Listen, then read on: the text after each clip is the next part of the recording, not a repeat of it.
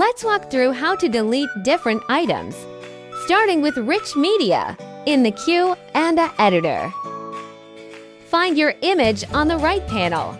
Click the delete icon in the bottom left corner of the image. And make sure to hit save. Next, to delete a Q and A pair, simply open it. Click Actions in the top right. Select Delete and confirm. To remove a language, switch to the language you want to delete. Click Actions. Select Disable this language and confirm the warning.